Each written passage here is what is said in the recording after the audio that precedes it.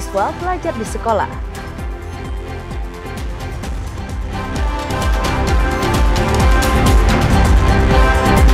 Pemerintah Kabupaten Tanjung Jabung Timur akan berikan stimulus bantuan kepada orang tua siswa di sekolah rakyat.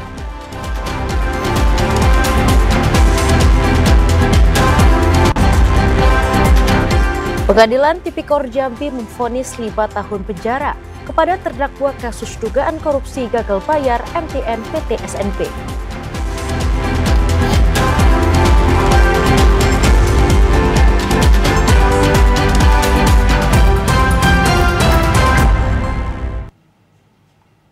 Assalamualaikum warahmatullahi wabarakatuh. Terima kasih Anda masih menyaksikan Jambi Hari Ini, edisi Kamis 11 September 2025. Selain 3 berita utama tadi, tim redaksi kami telah menyiapkan sejumlah informasi menarik lainnya untuk Anda. Bersama saya Ahmad Solihin. Dan saya Malika Hijriati Dewi, inilah Jambi Hari Ini selengkapnya.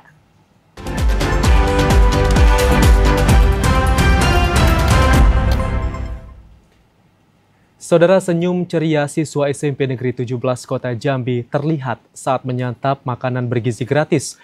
Porsi yang pas, menu beragam dan rasa yang lezat membuat program ini tak hanya memberi nutrisi, tapi juga menjadi momen kebersamaan dan semangat belajar di sekolah. Sejak pertama diluncurkan pada 17 Februari lalu, program makan bergizi gratis MBG di Kota Jambi disambut antusias siswa SMP Negeri 17 Kota Jambi. Tak sedikit pun wajah muram terlihat, para siswa tampak senang menyantap menu yang telah disajikan.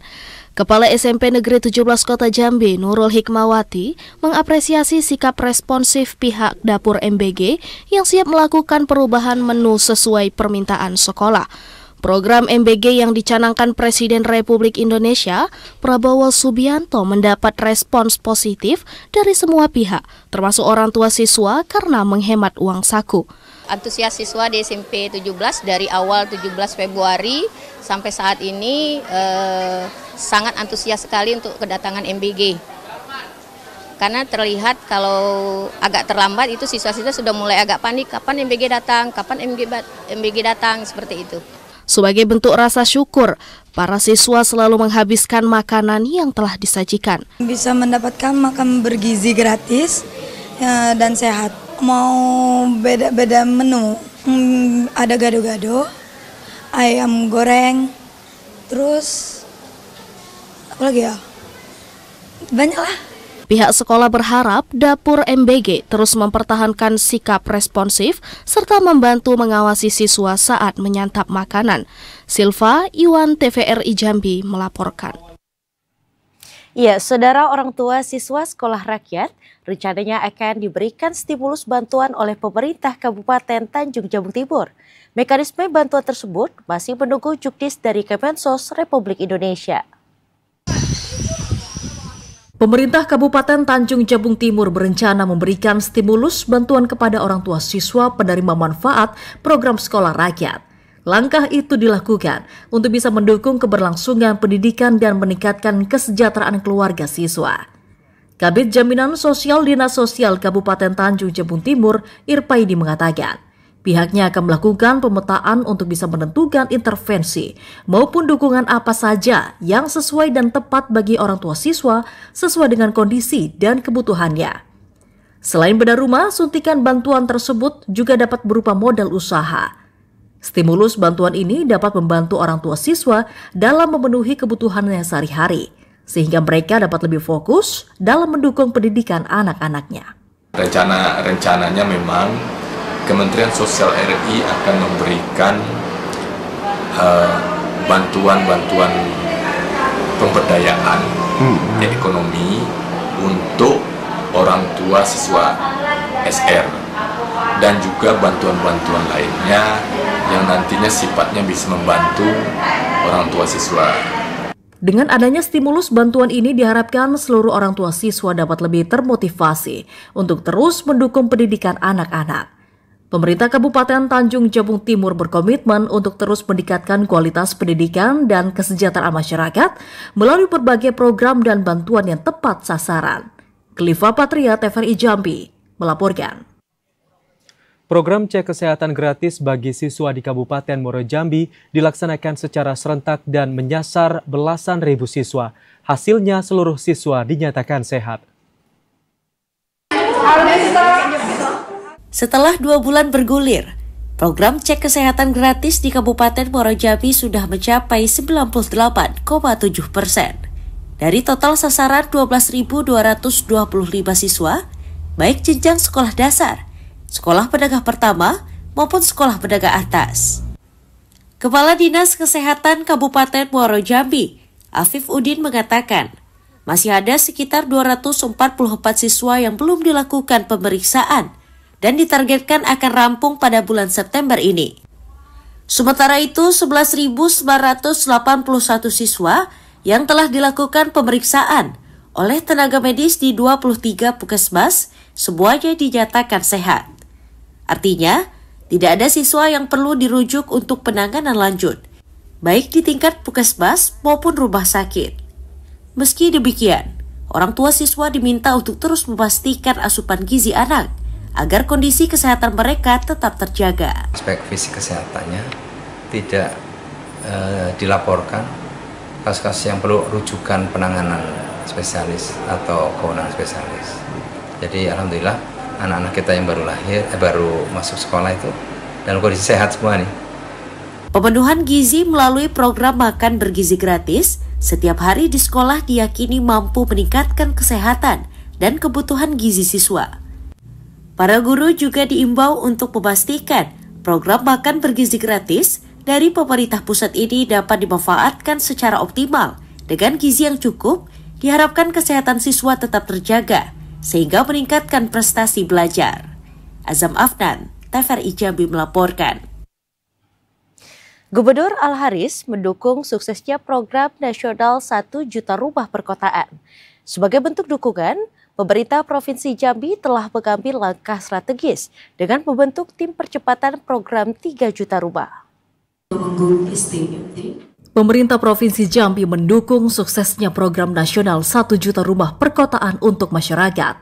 Hal tersebut ditegaskan Gubernur Jambi Al-Haris pada saat membuka rapat koordinasi dan sinergi 1 juta rumah perkotaan untuk Provinsi Jambi dan Provinsi Bengkulu yang diselenggarakan di Auditorium Rumah Dinas Gubernur Jambi. Sebagai bentuk dukungan, pemerintah Provinsi Jambi telah mengambil langkah strategis dengan membentuk tim percepatan program 3 juta rumah yang diperkuat dalam surat keputusan resmi.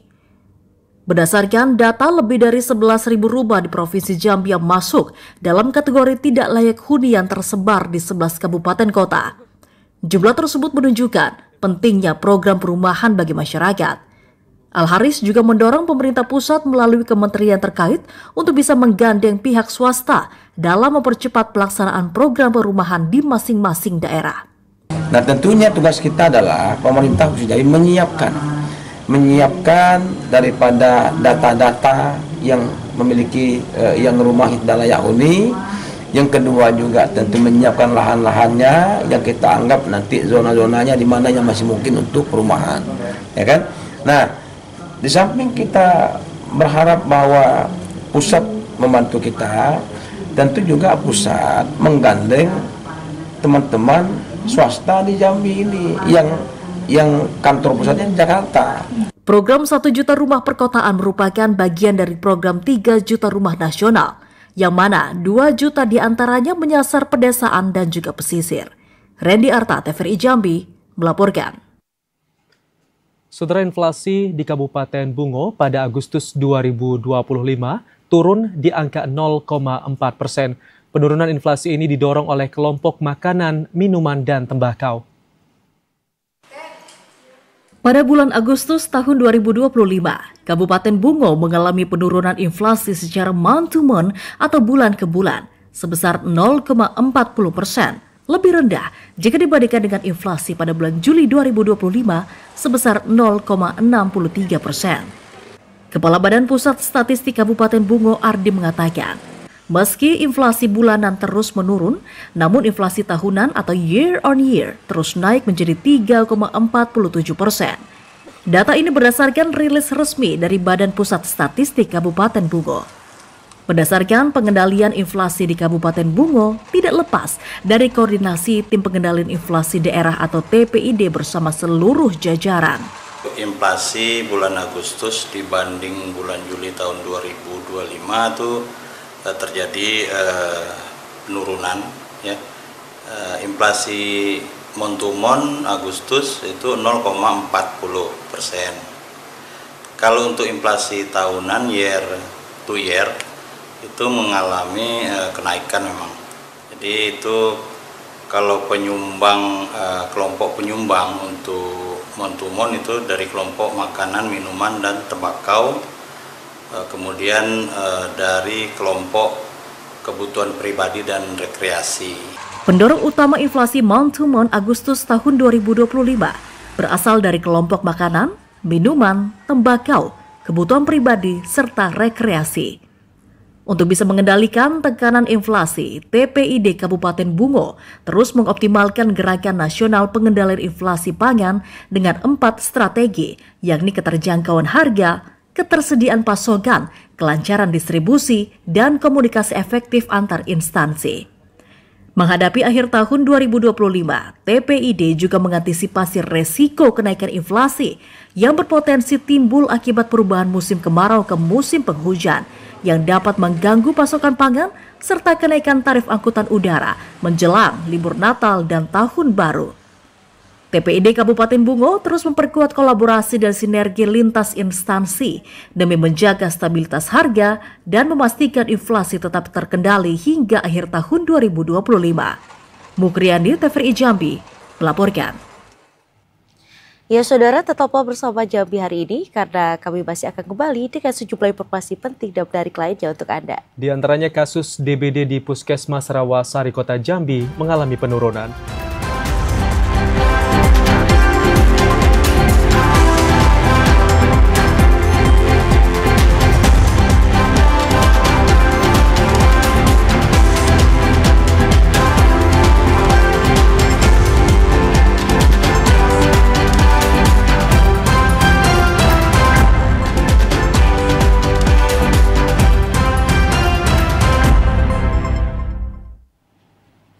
Ya, terima kasih saudara, Anda masih menyaksikan Jambi hari ini. Saudara, Majelis Hakim Pengadilan Tipikor Jambi menjatuhi vonis 5 tahun penjara kepada Arif Effendi, terdakwa kasus dugaan korupsi gagal bayar MTMPT SMP Bank Jambi tahun 2017 sampai dengan 2018. Vonis ini lebih ringan dari tuntutan jaksa penuntut umum yang menjatuhi hukuman 7 tahun penjara kepada terdakwa. Sidang lanjutan kasus dugaan korupsi gagal bayar Medium Term Notes atau MTN PT Sumprima Nusantara Pembiayaan di Bank Jambi kembali digelar di Pengadilan Negeri Jambi. Sidang lanjutan yang digelar pada Rabu kemarin itu beragendakan pembacaan vonis untuk terdakwa Arif Effendi, mantan divisi Fixed Income PT MNC Sekuritas. Dalam putusannya, Majelis Hakim menjatuhi hukuman 5 tahun penjara dan denda sebesar 300 juta rupiah, subsidiar 3 bulan penjara kepada terdakwa Arif Effendi. Vonis ini lebih ringan dari tuntutan jaksa penuntut umum yang menjatuhi hukuman 7 tahun penjara kepada terdakwa. Atas putusan tersebut, jaksa penuntut umum menyatakan masih akan pikir-pikir selama 1 pekan untuk menentukan langkah hukuman selanjutnya. Rabu tanggal 10 September 2025 telah dilakukan putusan terkait perkara sama Arif Effendi ya, karena Bank Jambi, yang mana yang bersangkutan si terdakwa divonis oleh Majelis Hakim selama 5 tahun. Karena terkait vonis tersebut di bawah tuntutan kami penuntut umum. Mana sebelumnya kami menuntut terdakwa selama 7 tahun. Alhamdulillah putusan sudah selesai tadi bacakan hari ini. Jadi mungkin yang perlu saya komentari bahwa memang terpenuhi dari pertimbangan majelis hakim bahwa perbuatan yang dilakukan oleh terdakwa memang memenuhi kualifikasi sebagai justice collaborator. Tadi sudah dijelaskan pada persidangan hari ini. Jadi paling saat ini kami juga dalam proses koordinasi dengan LPSK terkait keringanan terkait tugas itu, dan juga untuk tanggapan terkait putusan sesuai yang tadi dijelaskan. Arif Effendi diduga terlibat tindak pidana korupsi secara bersama-sama dengan sejumlah pihak lainnya. Di antaranya Yunsak El Hakon yang telah divonis 13 tahun penjara dan Dadang Suryanto yang divonis 9 tahun penjara. Akibat korupsi ini, negara mengalami kerugian keuangan yang ditafsir mencapai 310 miliar rupiah. Ashar, TVRI Jambi melaporkan. Pemerintah Kota Jambi telah menyiapkan regulasi untuk pengangkatan P3K paruh waktu. Saat ini tahapan masih berada pada pengusulan formasi yang akan diangkat. Pemerintah Kota Jambi telah mengusulkan 121 tenaga honorer yang tidak terakomodir dalam formasi P3K penuh waktu untuk diangkat menjadi P3K paruh waktu.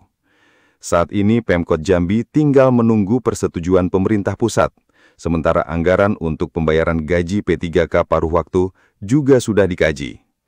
Kabid Pengadaan, Pemberhentian, dan Informasi Badan Kepegawaian Pengembangan Sumber Daya Manusia Daerah Kota Jambi, Andika Wahyu menjelaskan, gaji P3K paruh waktu nantinya akan disesuaikan dengan pendidikan akhir dan disusun berdasarkan kemampuan keuangan daerah.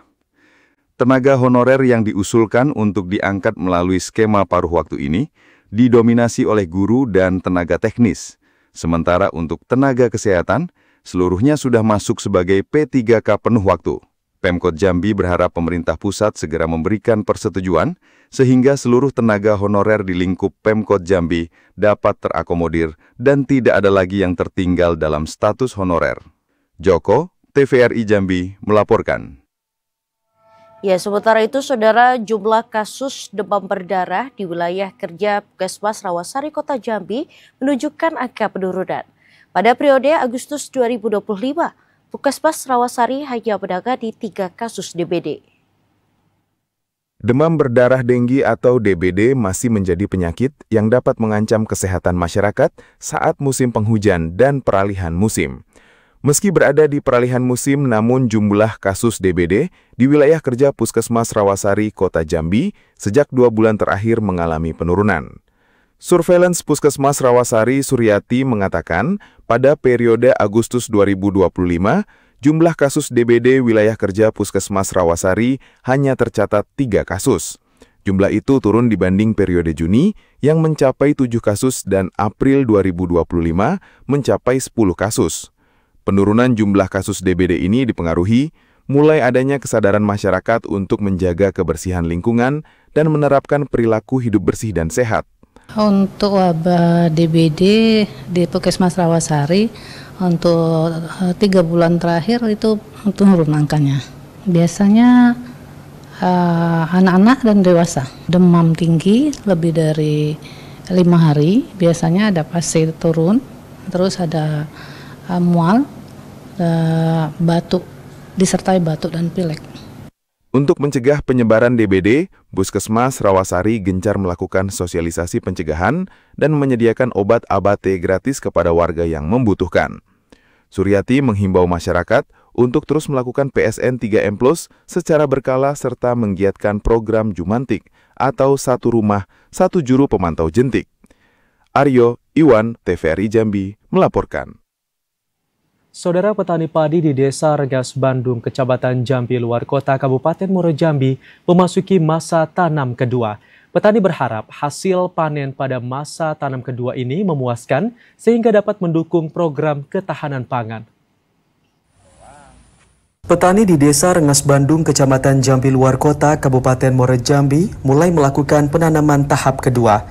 Petani sangat antusias karena dapat menanam untuk kedua kalinya di lahan seluas 263 hektar ini. Salah seorang petani padi, Ratna Julita, mengatakan hasil panen padi pada masa tanam pertama tidak optimal karena dampak musim kemarau.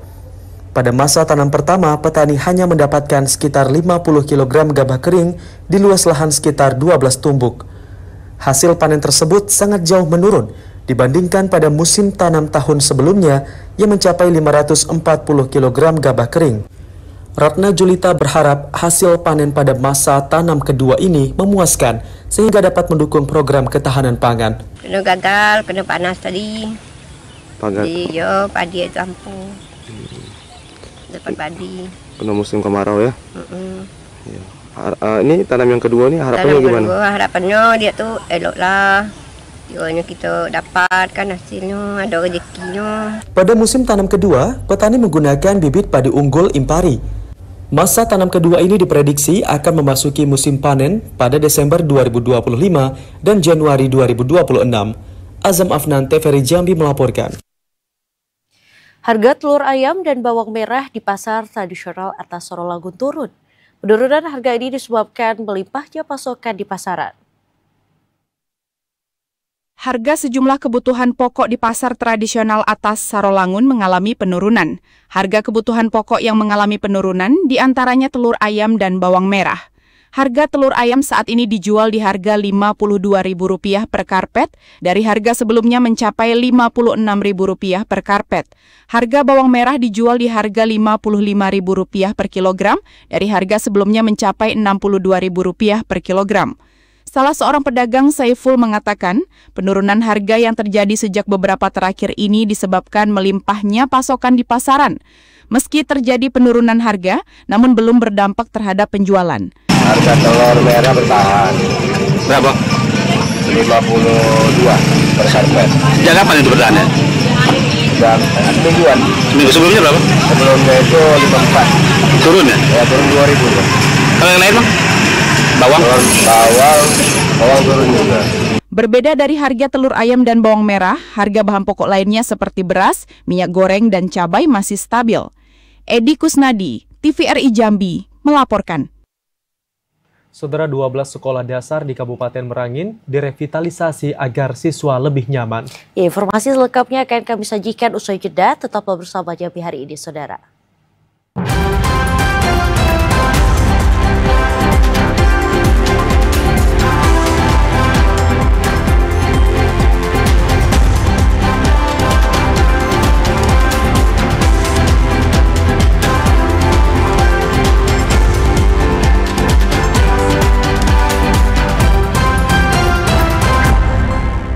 Saudara, Anda bergabung bersama kami dalam segmen advertorial.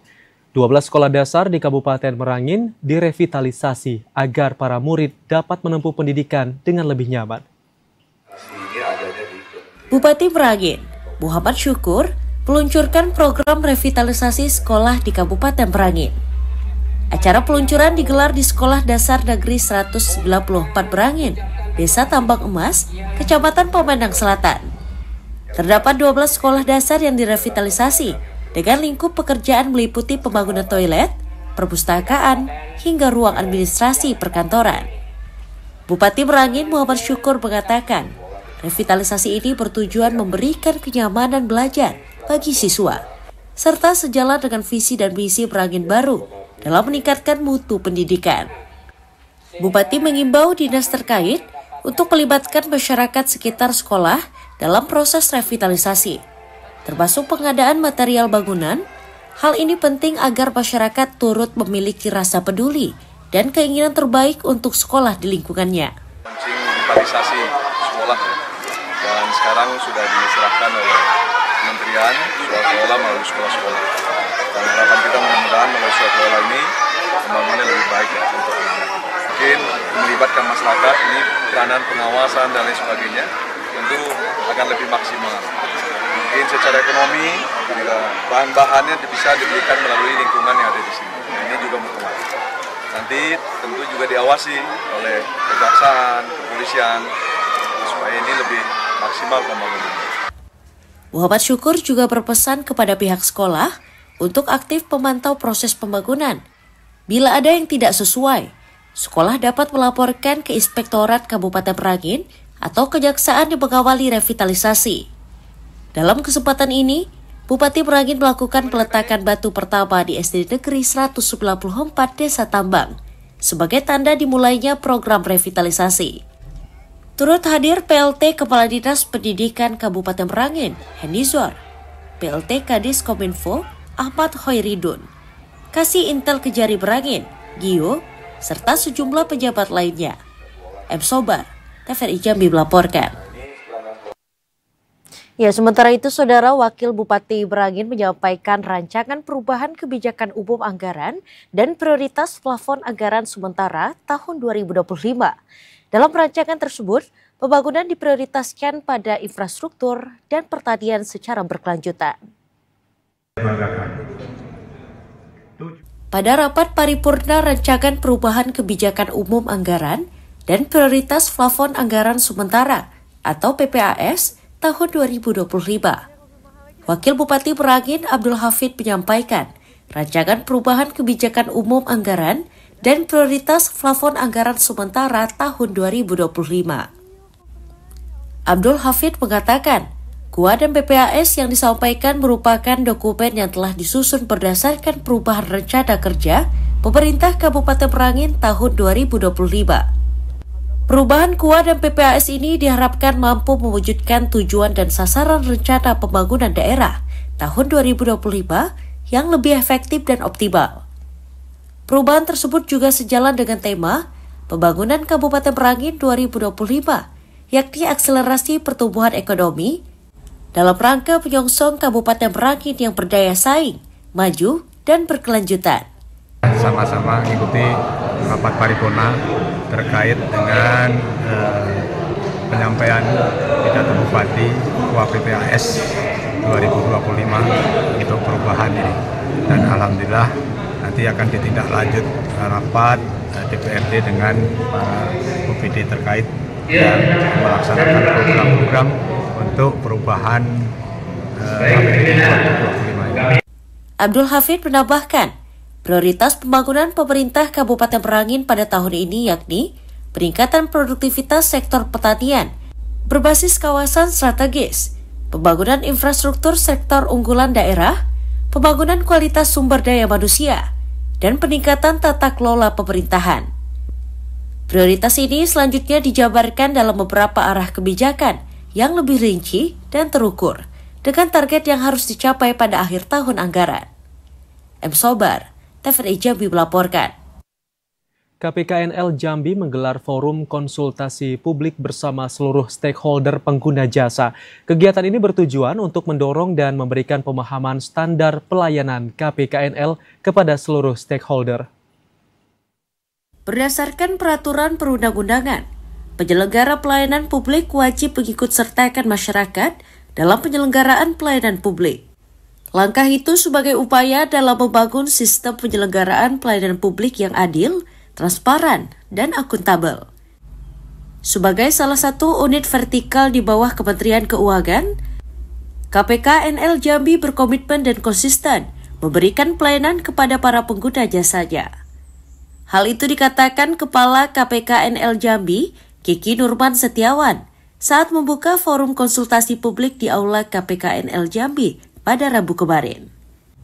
Kiki Nurman Setiawan mengapresiasi partisipasi aktif para stakeholder pengguna jasa KPKNL Jambi. Forum konsultasi publik ini digelar bukan hanya sebagai ajang sosialisasi, namun tentang membangun kemitraan, feedback, dan masukan dari seluruh stakeholder di wilayah kerja KPKNL Jambi. Konsultasi publik yang tujuannya ingin menyampaikan standar pelayanan yang ada di KPKNL Jambi kepada masyarakat untuk menunjukkan bahwa layanan yang diberikan oleh KPKNL Jambi ini sifatnya adil, terbuka, mengakses untuk berbagai seluruh stakeholder, dan juga menunjukkan bahwa layanan kami ini mempunyai standar yang jelas sehingga ada ekspektasi, kepastian bagi pengguna layanan berapa lama layanan yang akan kami berikan. Berbagai materi disampaikan dalam kegiatan ini, di antaranya standar pelayanan KPKNL, alur pemanfaatan dan pemindah takanan barang milik negara atau BMN, sertifikasi jabatan fungsional penilai hingga tata cara pengambilan foto objek lelang. Cynthia Adli, TVRI Jambi melaporkan. Harimau Benggala menjadi salah satu hewan untuk menambah koleksi satwa di Taman Rimba Jambi. Informasi selengkapnya akan kami hadirkan usai pariwara berikut ini. Tetaplah bersama kami.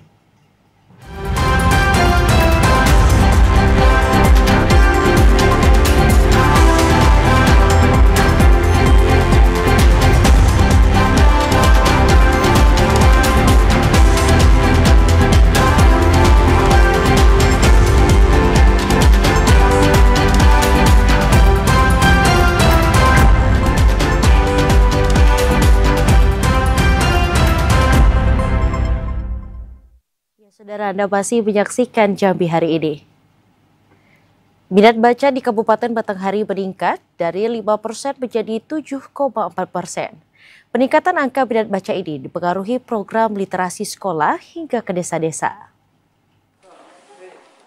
Budaya literasi merupakan suatu upaya untuk meningkatkan pemahaman dan pengetahuan masyarakat terhadap dunia tulis-menulis. Tak hanya itu, literasi juga dapat menjadi sarana untuk mengembangkan potensi diri masyarakat, khususnya pelajar. Tak hanya pihak sekolah, berbagai strategi juga dapat dilakukan pemerintah daerah untuk meningkatkan literasi, seperti yang dilakukan pemerintah Kabupaten Batanghari.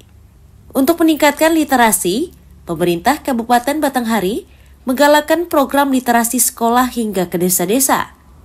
Sejak bergulirnya program ini, minat baca di Batanghari secara bertahap meningkat dari 5% menjadi 7,4%. Kepala Dinas Pendidikan dan Kebudayaan Batanghari, Zulfadli mengatakan, pada tahun ini capaian minat baca ditargetkan meningkat menjadi 8%. Untuk mencapai target tersebut, berbagai upaya terus dilakukan di Disdikbud Batanghari, diantaranya menggandeng Bunda Literasi Kabupaten, sekolah, hingga pemerintah desa dan kelurahan. Penguatan literasi di semua unit, mulai dari stakeholder pemerintahan, satuan pendidikan seperti TK, PAUD, SD, SMP, kemudian di desa kita berupaya saat ini terus meningkatkan minat baca masyarakat. Menanamkan kebiasaan membaca harus dimulai sejak usia dini. Peran orang tua dan guru sangat dibutuhkan untuk menumbuhkan minat baca siswa. Guru perlu memotivasi siswa untuk mencintai buku sejak awal, agar siswanya terbiasa untuk membaca. Ade Juniawan, TVRI Jambi melaporkan. Saudara, Forum Pemuda Peduli Lingkungan dan Hutan melaksanakan kegiatan sapu bersih jalur menuju destinasi wisata. Langkah ini merupakan upaya menjaga kebersihan dan kelestarian objek wisata alam di Kabupaten Kerinci dan Kota Sungai Penuh. Kabupaten Kerinci dan Kota Sungai Penuh dikenal dengan keindahan alam serta objek wisata yang mampu memanjakan mata wisatawan baik dari dalam maupun luar daerah. Untuk menjaga keindahan itu, Forum Pemuda Peduli Lingkungan dan Hutan melaksanakan aksi gotong royong membersihkan jalur menuju objek wisata. Ketua Forpulih Randa Vitora mengatakan kegiatan ini sebagai wujud kepedulian terhadap kelangsungan objek wisata alam di Kerinci dan Sungai Penuh. Tak hanya mengumpulkan sampah, mereka juga menebas rumput yang menghambat jalur menuju lokasi wisata. Dalam setiap aktivitas, sedikitnya 5 karung sampah berhasil dikumpulkan yang sebagian besar merupakan sampah pengunjung. Kegiatan yang kami laksanakan untuk membersihkan jalur-jalur menuju lokasi wisata alam di Kabupaten Kerinci. Kami berangkat dari melihat bagaimana kondisi jalur menuju wisata alam di Kerinci yang begitu banyak sampah karena kurangnya kesadaran, kurangnya rasa tanggung jawab terhadap lingkungan dari pengunjung-pengunjung yang datang mengunjungi lokasi wisata tersebut. Forum Pemuda Peduli Lingkungan juga mengajak pengunjung untuk menjaga kebersihan objek wisata.